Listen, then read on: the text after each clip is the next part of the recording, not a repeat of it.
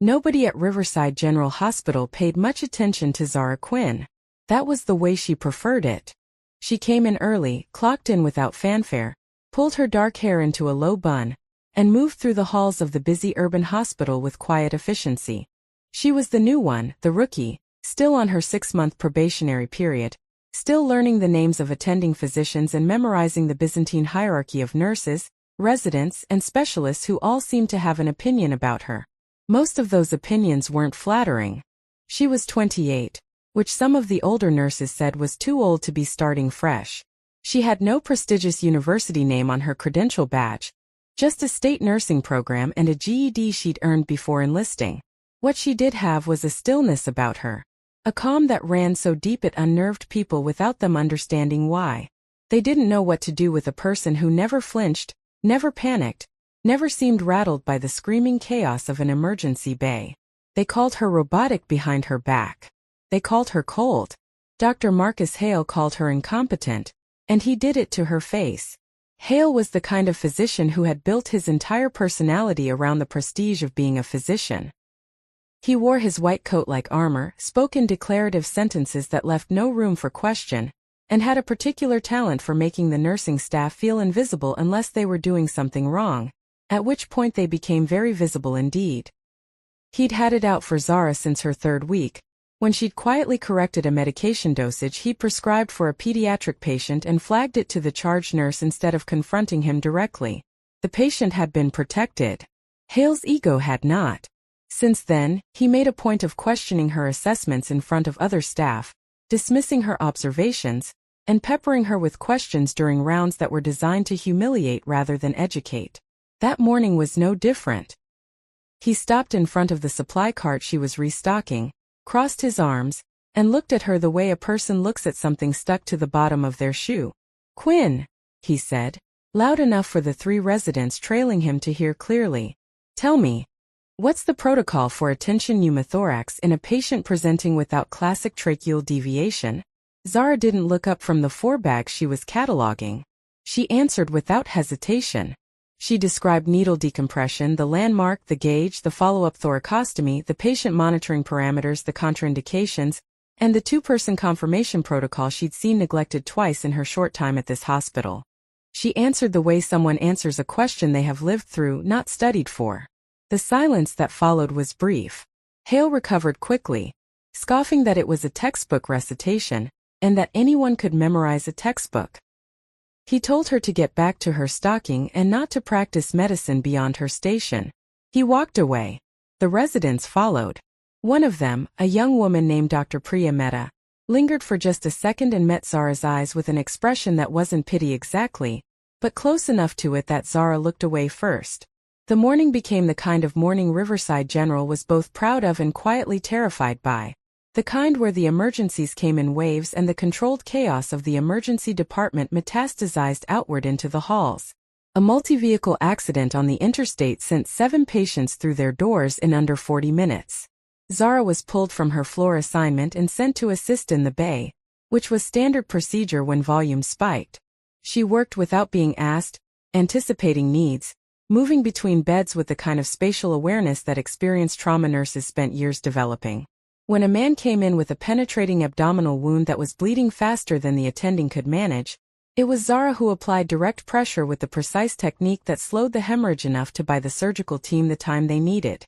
When a teenager arrived in respiratory distress and the attending hesitated, genuinely froze for 2 full seconds, it was Zara who handed him the intubation kit already assembled, laryngoscope blade already in position, tube size already selected based on the kid's approximate weight.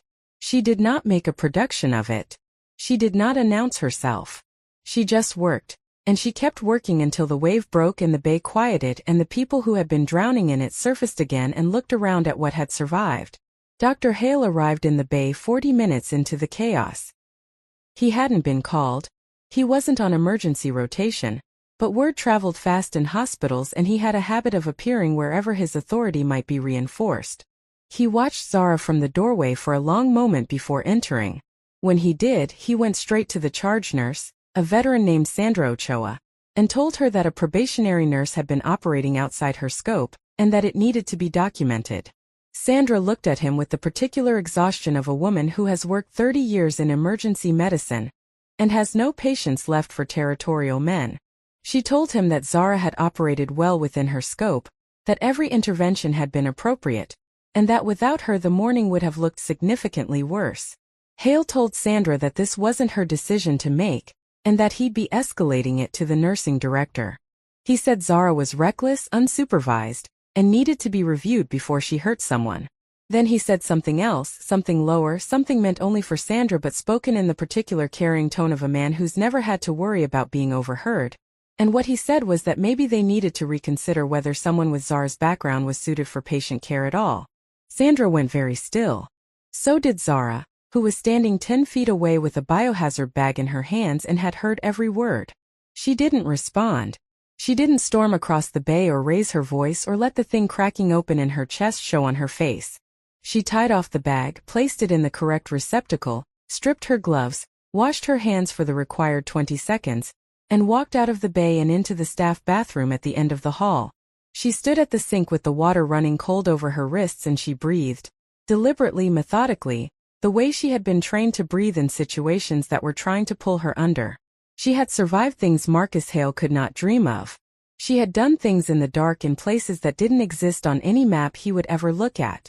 She had buried teammates in completed missions and come home to a world that didn't know how to absorb her, and so she had reabsorbed herself, quietly, completely, into this life, this work, this identity she was still learning to wear.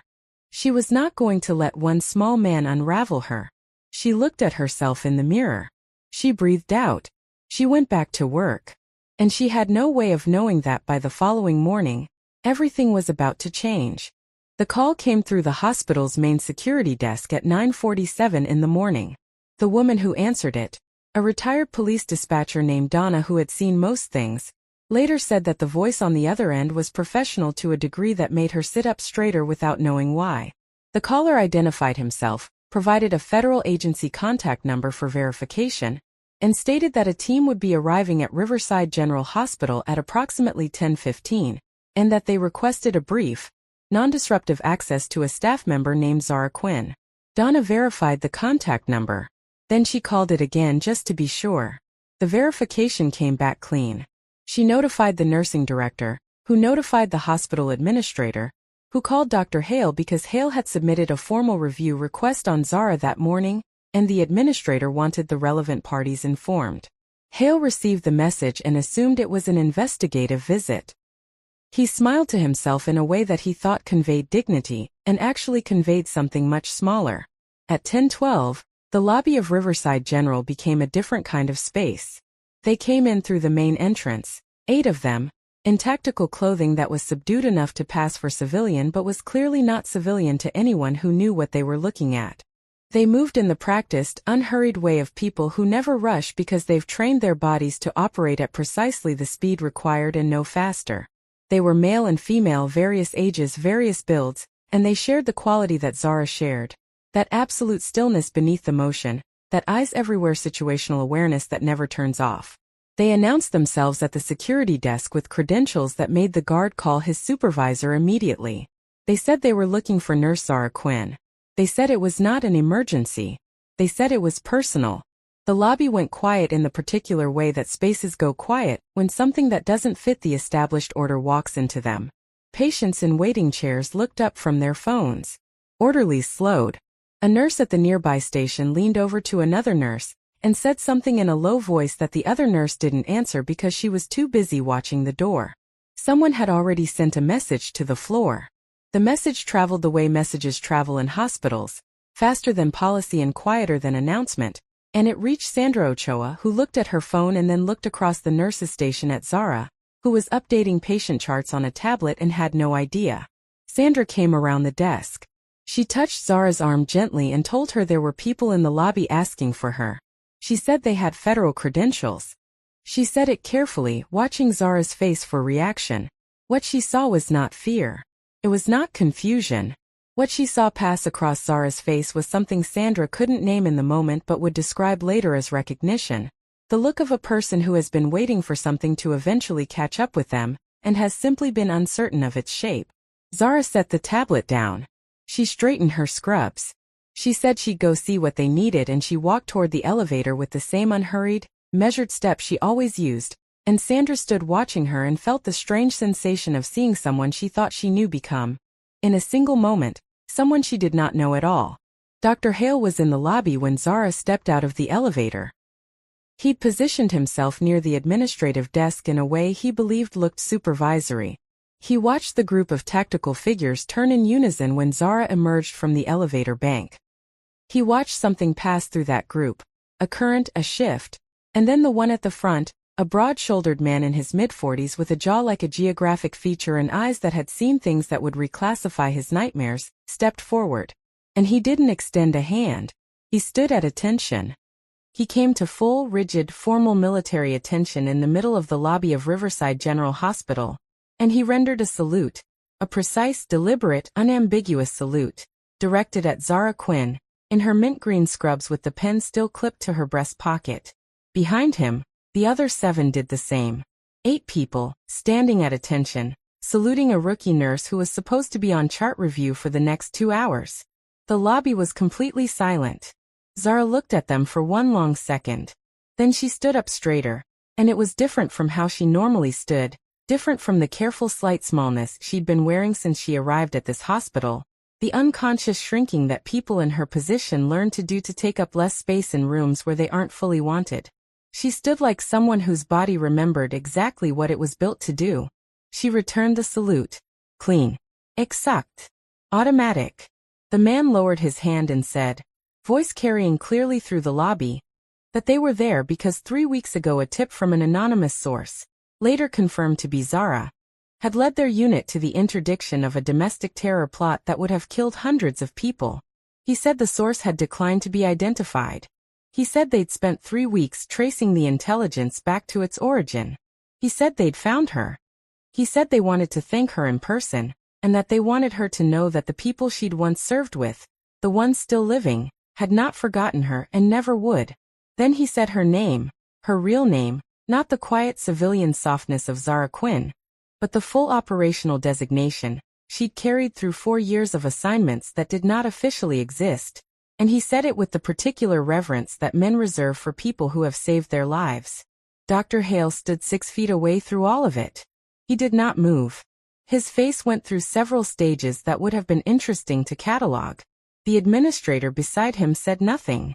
The residents who had followed Hale into the lobby said nothing. Sandra Ochoa, who had come down without anyone noticing, stood near the elevator bank with her hand over her mouth. The lobby remained in that extraordinary silence for a long moment after the salute broke and Zara stepped forward to embrace the first of them, and the second, and the third, and the room watched a person they had underestimated, ignored, dismissed, and diminished become visible. Fully, completely, undeniably visible. In a way that no one in that building would ever be able to reverse. Hale aprorochet her afterward.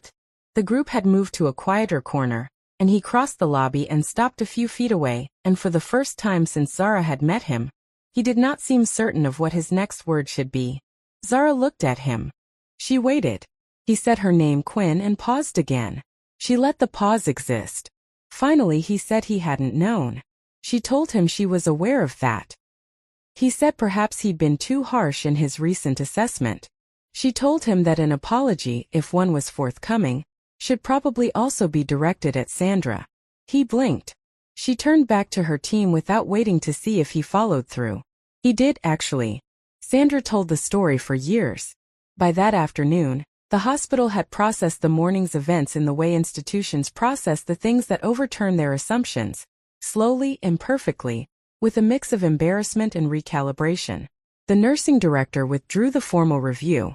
The administrator sent Zara a meeting request she hadn't decided whether to accept.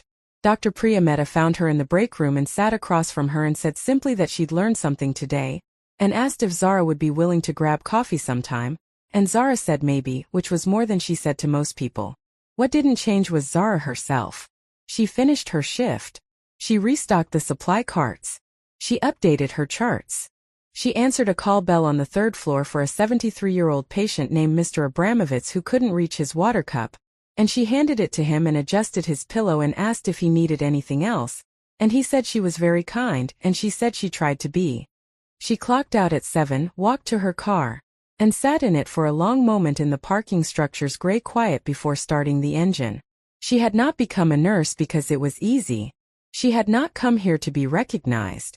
She had come because after everything the dark years had asked her to carry, she needed to spend some of the remaining ones